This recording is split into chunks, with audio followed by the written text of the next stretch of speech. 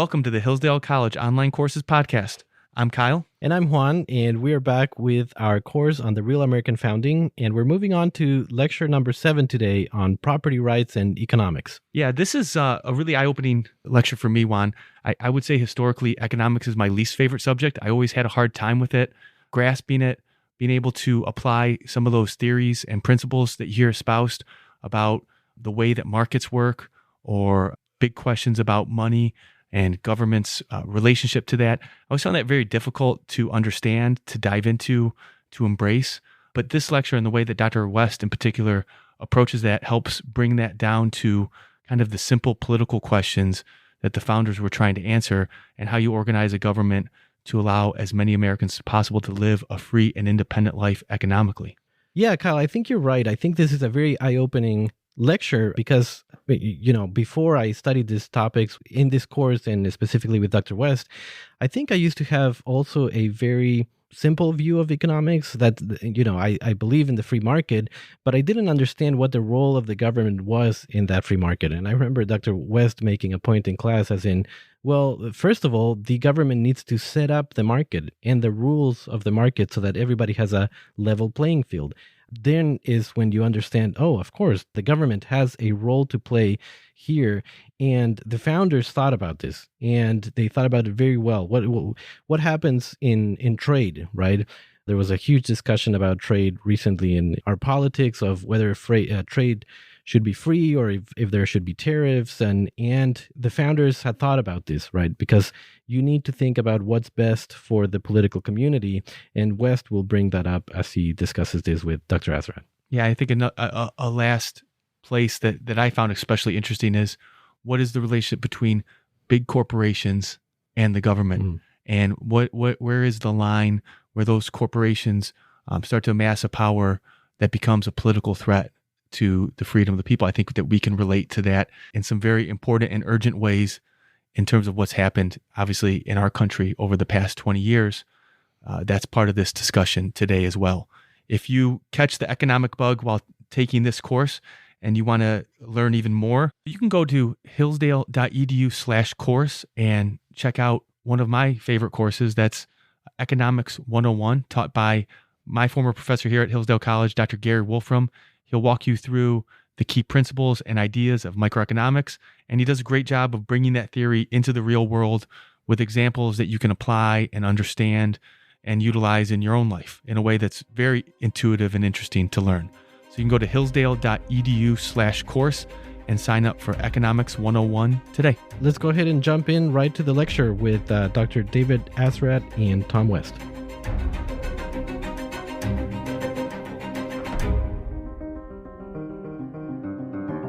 So let's talk about how the founders thought about what we today call capitalism, or they might call political economy. I want to read a passage from your book. The founders rejected the doctrines of both contemporary libertarians, who call for little or no government involvement, and contemporary liberals, who champion massive government involvement, including extensive redistribution of income. So what is this middle ground they occupied? How laissez-faire were they? How did they think of the relationship between the government and the economy? Well, the reason why I said not libertarian is because the libertarians, in theory, believe the whole market should be and can be spontaneous. It's all based on willing transactions between buyers and sellers and producers. But you can't. The reason why that can't be done is because of the nature of production and sale, which is always going to involve contracts. So if you buy something, typically from someone, you need to make a contract with them so that they can know how many to produce over what period of time. And the contract involves promises, and promises can be broken. So in a state of nature in which there is no government, it would be very hard to imagine that there could be anything like a market society, because people wouldn't never have a very strong incentive to keep any contract that they found inconvenient to themselves. Equally, if you don't have government there to protect property and protect the means of acquiring, so two separate things. So Protect property meaning, of course, stealing, invasion of your property, destruction of it. Government has to be there for that. It has to be really ready to punish people, or at least allow you to sue them if they cause damage to your property. And with regard to acquiring property, that's, I think, the least understood part of the founding. It's not you can't assume that it's easy to find a way to acquire property without government helping to create the conditions that make that possible. What do you mean by that? What do you mean creating the conditions that allow you to acquire property? Well, for example, if you have a large landowner in your vicinity who's, let's see, running a cattle ranch, and you have a small farm near him, near his border, he might have the idea that I don't want farmers around here. So maybe he'd use his farm to run you out of business, or so the little guy has to be protected as much as the wealthy man in order for this to work. Equally, you have to have the ability to get into the market. So in America, let's say in the 1950s, you only had 4 or 5, whatever number of manufacturers of autos.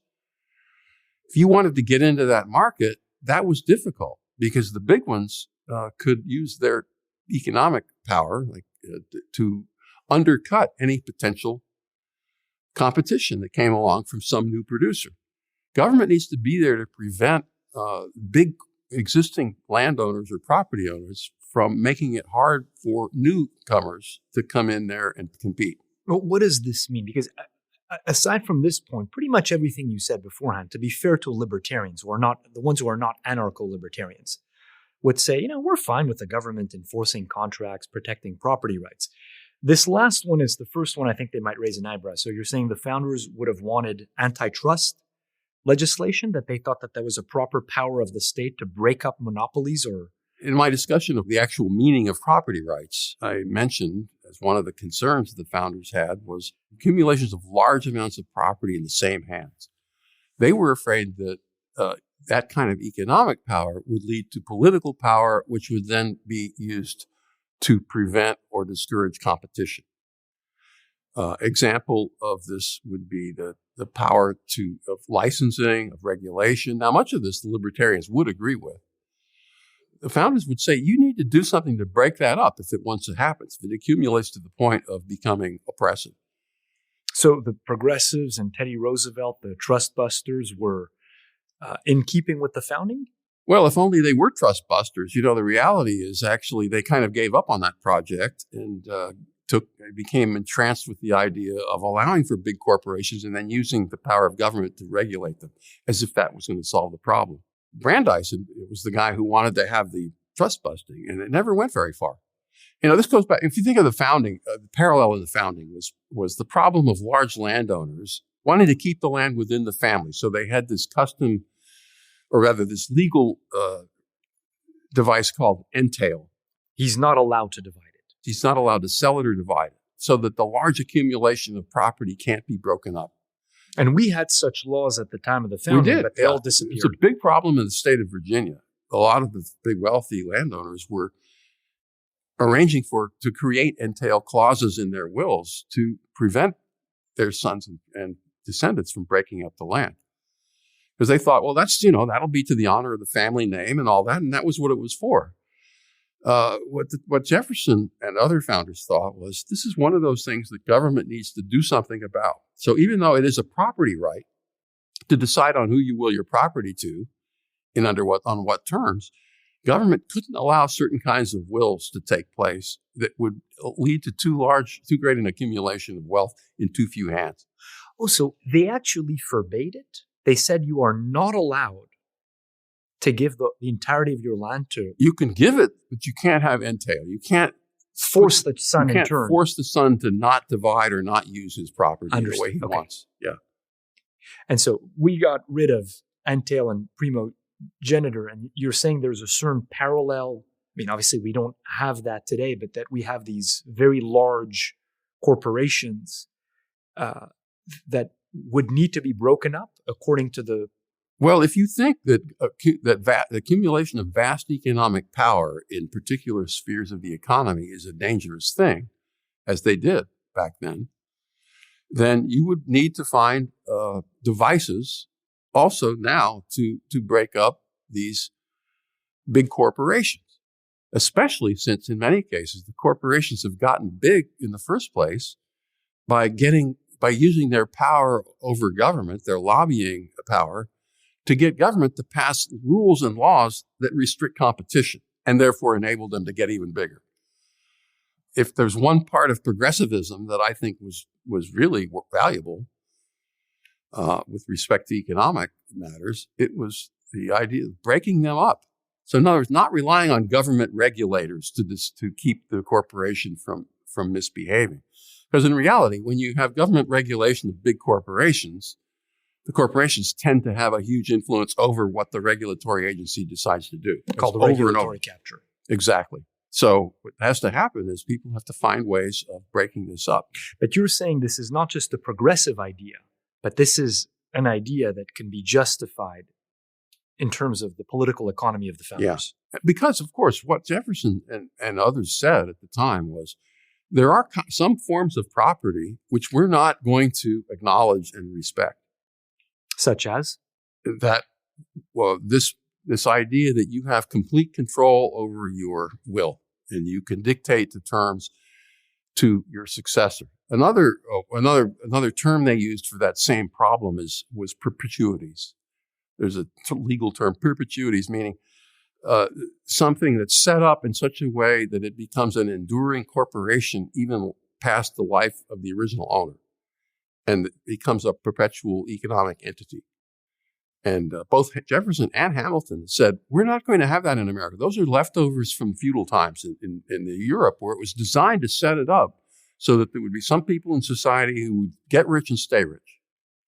The basic idea of the founding was our society should be about protecting people who are rich, but also enabling people who aren't rich, who are poor, to do what they can with their talent and develop their properties in the way they think best. And in many cases will in a way that would be quite successful.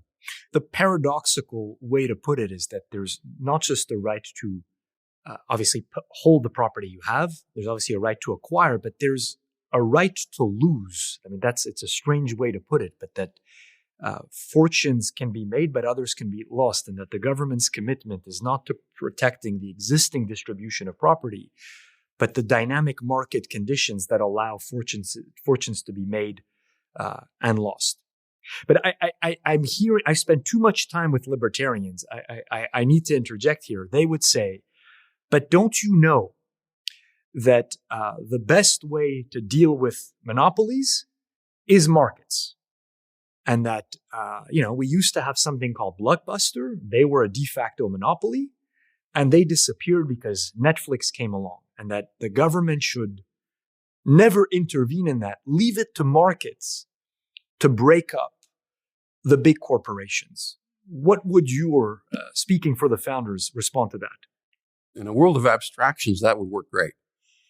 But what happens in reality when a corporation becomes big, and then it begins to, in effect, write the rules itself under which corporations operate?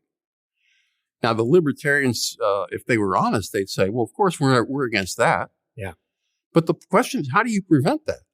How do you stop that? It's easy to say, well, there ought to be markets. That's like talking about free trade, right? Libertarians will always defend free trade. And then you ask them, where is there any example in the world of free trade? And they'll say, well, we have free trade. We have all these trade agreements. And I said, why are these trade agreements 800 pages, 1,000 pages long? There's all these cutouts. There's all these favoritisms. There's all these special arrangements for this or that connected group. There's no free trade. And besides, how can you have free trade when we're competing with other governments that deliberately avoid the kinds of burdens on trade that we have, such as environmental regulations in our own economic productive system, or high wages, or workers' health, workers' disability? You go to China, the Chinese government might have that, and they might not have it. It's basically whatever the government wants to do, they'll do to make money. And if that means that you have to work in a factory where where a certain percentage of these people die of fumes and whatever, that's not what they don't care about that. What is free trade? What is a free market? That's the question. And then there's the problem of economies of scale. There's some businesses that are going to thrive because of economies of scale, and they're going to be hard to break into, like Twitter, like Facebook. I mean, there's going to be a tendency to gravitate to one or another of the big typical kinds of social media accounts that allow you to communicate in a certain way to a large number of people at one time. Sure, the market's wide open. You can start your own Facebook, start your own Twitter. And it's extremely hard to do that because you can start it, you can start your account, and then who's going to look at it? No one even knows you're there. So they're trying to do it. That's Telegram, Gab. There are places that compete with Twitter. It's very hard to do. It's very hard, practically speaking, to break into that kind of a market. And maybe in that case, the question, the means of communication in question, let's say Facebook or Twitter, should be treated like the telegraph or the telephone. So those were privately owned 18th century inventions, 19th century inventions, and government regulated them. It said you had to serve all comers. If you wanted to, the telephone company couldn't decide because of your political affiliation, we're not going to give you a telephone. They were common carriers. Exactly. They were treated as common carriers because they exercised de facto the same role in society as, let's say, an airline or a shipping line. That if you wanted to ship goods, you had to be on the ship or use this airplane. And so why not? That would be that's a solution that the founders, I think, would have approved of, just like they approved of the concept of common carriers, where government regulated, said you can't exclude anyone unless if they're paying the bill and they're dressed properly and so on and they're acting in a normal way. No one can be excluded. That's a privilege of citizenship, actually. It's the way they talked about it. Hey there. Today, I want to tell you about the Hillsdale K-12 Classical Education Podcast. This unique show explains how children benefit from an American classical education. Whether you're a teacher, student, or parent, you'll find something of value on the show. You'll hear from teachers and administrators from schools around the country, as well as Hillsdale professors and friends who are leading the effort to revive the American tradition of K-12 education. When you listen, you'll learn all about classical education, what it is, how to teach it, and why it matters today. And there are dozens of back episodes on specific topics, like teaching Singapore math, reading great books, and even understanding how athletics is critical to a child's development.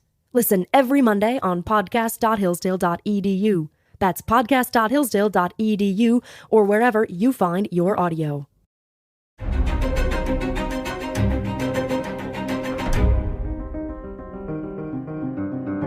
What about the other half of that quote from your book? So the founders were not libertarians, but they were also not progressives or big government liberals as we understand it. As we understand the terms today, what would be their disagreement with the mainstream economic views of, say, the Democratic Party today? The Democratic Party today stands for the idea of that government needs to be in the business of providing as great a degree of equality for all citizens in regard to all of the basic social goods, including wealth and other things too, like honor, respect, opportunity to get into government position, whatever it might be. But equality in regard to wealth is the goal. Now, they'll admit, people like, say, John Rawls, he'll admit, well, you can't really have that you have to have at least some differences in order to give people proper incentives to produce and so on. But in theory and principle, you're aiming at the greatest possible equal distribution of wealth in the nation. And that's justice. And everything that is not achieving that kind of justice is unjust. And so that's the way people today talk about wealth, is that, in effect, if there's one class in society that happens to be with brown skin, and if they don't have as much income as some other class, you're racist because you haven't done the job of providing enough income for them to be equal. Logically, it makes sense if you assume that justice means equality in the sense of equal results. So obviously what the founders thought was, no, government's in the business of not of providing equality of wealth, but equality of equality of rights. Mhm. And not even equality of opportunity, but quality of rights, because your right to acquire and possess property, that's going to be protected. But your equal results, equal income, no. By the way, I don't think I agree with you that that's the Democratic Party today. That was the Democratic Party under Obama at the height of Occupy Wall Street. It's the Bernie bros, but the mainstream Democratic Party is quite oligarchic. They are at the top fairly wealthy people who are not kept up at night by income inequality. I think they're more interested in the woke issues of race and sex and sexual orientation because it gives them a way to morally launder their obscene wealth and privilege and make them out to be good guys. So I Wouldn't think you admit, though, while they're doing all of that, and I agree with you entirely, they keep mouthing these slogans like, we're all for equity, we're all for fairness, we're all for treating, for lifting up the downtrodden. I've seen over and over again, in the popular media, the picture of the three people, the one, the short, the medium, and the tall one, and how important it is to give a higher step to the short boy so he can see over the fence. Yeah, I just think that today That's their official slogan, even while I admit Yeah. they're not living up to it. So what are the pillars, the substantive core of the founders' understanding of political economy, of markets, of capitalism, whatever we want to call it? Yeah, I break it down in the book into three pillars, if you want to say that, of what is necessary to provide for protection and acquisition of property. One, ownership, exclusive ownership of property by individuals or groups of individuals. Second, markets, free markets as much as possible. Third, money. It's a standard of money that can be relied on and not be inflated away by government policy designed for its clients and benefactors in the finance community. But we have no experience with that in America today, so it's very hard for us to understand that. So let's unpack them. So what's this first one? I mean, ownership sounds so obvious that what is? Yeah. How is that even a principle? I mean, what's the alternative to ownership? Well, the alternative to ownership is not having clear ownership. Ownership means that someone somewhere, some government building or official somewhere is going to have a deed of ownership. There's going to be a piece of paper, or now probably on the computer, but somebody that says where your property is, where the boundaries are, who owns it and who doesn't own it. Amazingly, you look around the world, it turns out that's actually very rare in the world. Outside the Western world, there are very few countries that have those kinds of property. Well, Western world and say Northeast Asia. And this is Hernando de Soto's point. Yeah, Hernando de Soto, he's right. He did the research, a proven economist, and he points out, you go all over Latin America, many of these countries, once you get outside the cities, nobody really knows who owns what other than by custom. And therefore, you can't leverage your property as an asset to obtain a loan, to secure it. Right. So you can't have mortgages. You can't use the property as collateral. And so you need that. You also need a right to use it. That is, we say property is obvious. But there can be many government restrictions on what use you're allowed to make of your property. There have been many famous Supreme Court cases about this, where the government will, you'll own the property. You have the deed, you have the land, and then you go to build a house, and the government says, well, you don't have a permit. And you say, well, I own the property, and the answer is you don't really own it. The government really decides on whether you're allowed to even do anything with your property. It was a famous case from Lake Tahoe where these people had, lots. They had bought lots in the Lake Tahoe area. They wanted to build houses, and the government simply banned building for about 40 years. And as far as I know, they still ban it because the Supreme Court upheld the right of the regulatory agencies in question to indefinitely ban building of houses while they studied the question. And at the time the court case came to the Supreme Court, it had already been something like 40 years. It's incredible. But surely for the founders, there were limits on what you could do with your property. So now we're taking the absurd cases of today of the government really preventing you from using your property.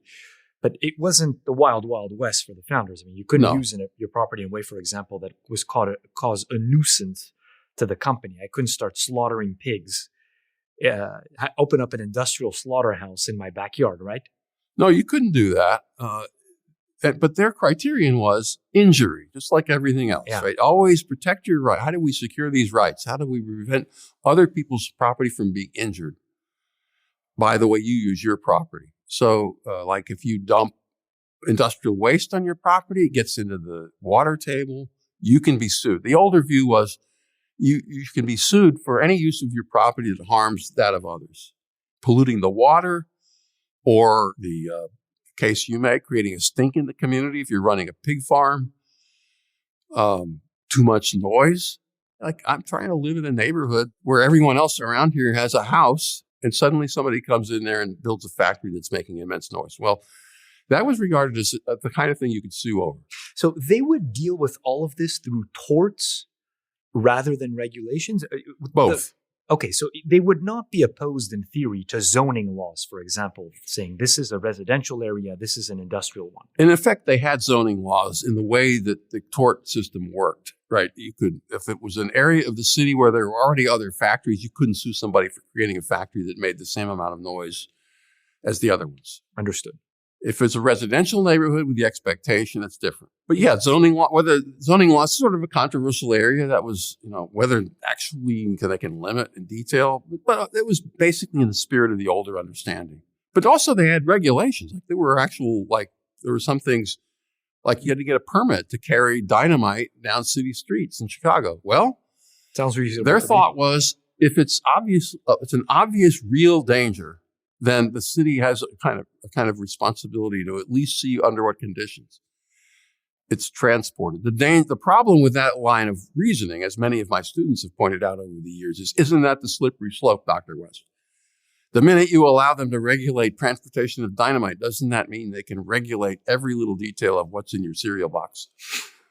And the answer is no, not if you have any common sense about it, not if you're thinking about it in terms of the way, of the spirit of the property regulation of the old America, which was to how do you protect existing property and how do you make it possible for newcomers to acquire property? Always with that consideration in mind. So what about the second dimension of their political economy, the access to markets? What did that entail? And we touched on it briefly, but flesh it out for us. Well, what it means is that whatever regulation there is of production and sale, it needs to be done in such a way as to promote legitimate and reasonable transactions among citizens.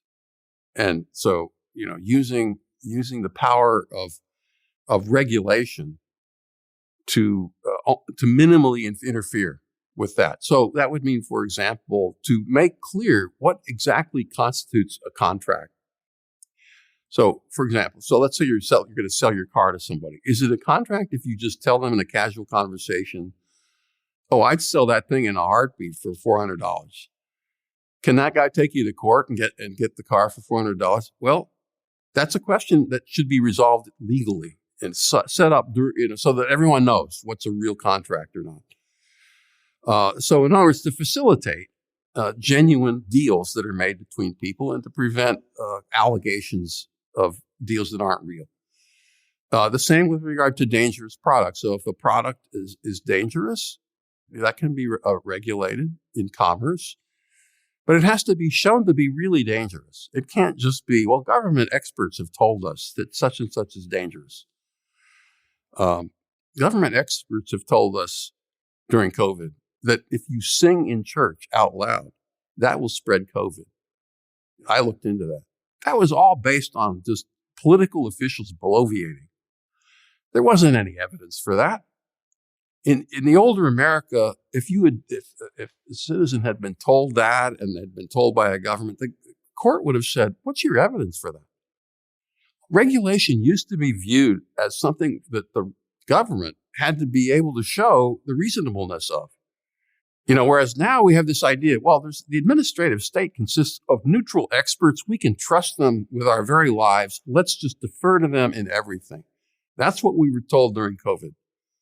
And there's also a tendency today, because of the regulatory capture and the cronyism, to have regulations that treat people unevenly, that there are barriers to entry to markets, the whole racket of occupational licensing requirements that if you want to be a hairdresser in California, I don't know, you need hundreds of hours of training, all of the ways in which the government, in a certain sense, arbitrarily prevents people from exercising certain professions. Yeah, there's an interesting history in regard to the medical profession being regulated. In early American history, there was something like licensing of doctors, medical doctors. And as the 19th century went on, people began to realize that these people who claimed to be the true medical doctors, that was a view of medicine that other doctors said, I don't think that's the right way to go. And regulation began to be lessened, not increased, during the early and middle 19th century, as people began to realize that these claims of regulation for the public health were being used to promote a cartelization of particular professions. And so it used to be, to become a lawyer, all you had to do was know something about the law. Guess what? Today you can't do that. You have to go to law school. And pass the bar. What if I just pass the bar? Well, that's not allowed. Why? Because the cartel says you need to go to 3 years of law school and spend tons of money on that. Yeah. Our credentialist system has detached regulation from its actual purpose, which means and ends have no longer, don't coincide as much as they used to. Yeah. Or think of the number of bogus entry-level jobs that now require a BA. Yeah. For no valid reason. So we're talking about libertarian points now. These Yeah. are points libertarians like to make, and the founders would agree with many of them. Yeah. They would disagree with the libertarians on accumulation of excess wealth. They thought that was something you could break up. Mm-hmm. They also disagreed with the founders with regard to regulation of economic activity that creates moral harm, Like prostitution. right? Pornography. So, yeah. One of the big question marks they would raise about today's America too is the selling of babies, the selling of conception. Like, you can hire a woman to conceive a baby for you, that when she gives birth, she's not allowed to have it, touch it, see it. She has to be, banned. And you can buy babies abroad. It was people allegedly were buying babies in Ukraine before the Russian invasion happened in 2022. And that, purchasing children to adopt. Understandable. Parents would like to have children of their own to raise. Maybe they got married too late, whatever. But the founders would have absolutely forbidden any kind of trafficking in children, which is what this is. And they would regard it as very sad that we think that that's an okay thing to do. Now, the third pillar is the one I found the most interesting, because we kind of all, generally know at this point about property rights and markets. But you have a very interesting discussion of the founders' views on the government has a role to ensure a stable money supply that ought to be backed up by a precious metal. Tell us a little bit about, and this is, you point out that the economists really view this as, it's the kind of maybe the economic version of flat earth theory, that no one believes this anymore. What was the founders' argument, or how did they think about money? They thought about money from the point of view of this massive inflation that had been unleashed in America during the Revolution and after. So by 1787, 11 years after independence, state after state had been issuing vast quantities of paper currency or the equivalent on the basis of nothing other than to say, we will someday maybe pay you actual gold in replace, when you bring in this certificate. But for now, it's just going to be a paper certificate, and you can't exchange it for gold, which meant the states had no incentive to stop printing. They just kept going. Again, very reminiscent of our contemporary monetary policy, although now, all the brightest economists in the world supposedly say this is the best way to go. We'll see whether that turns out.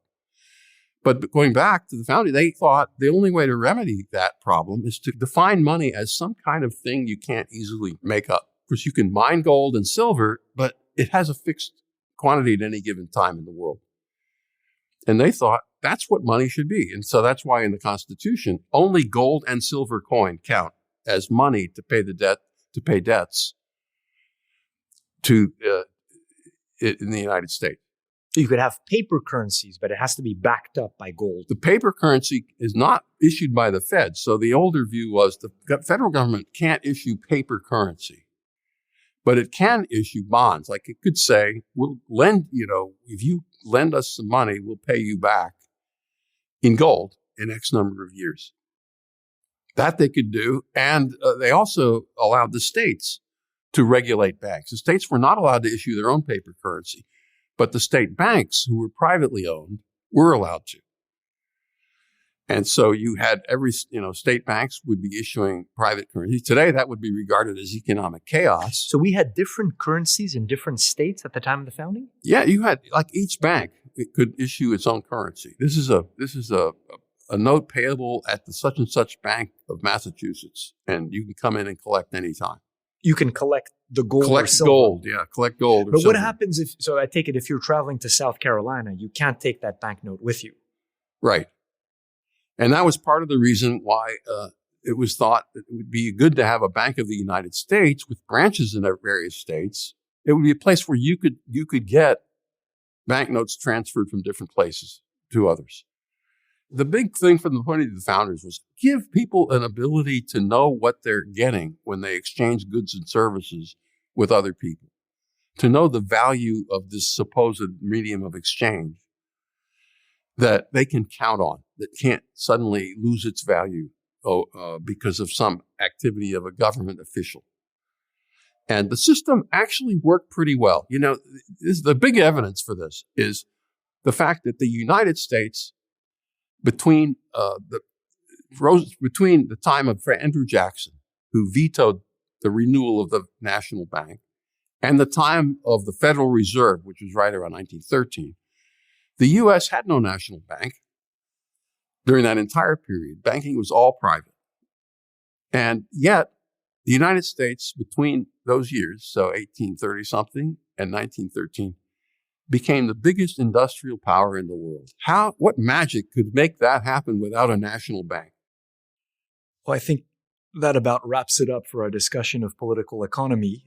In the next session, we're going to discuss what's alive and what is dead in the political theory of the American founding, with a particular focus on responding to some of the main lines of criticism leveled at the founding.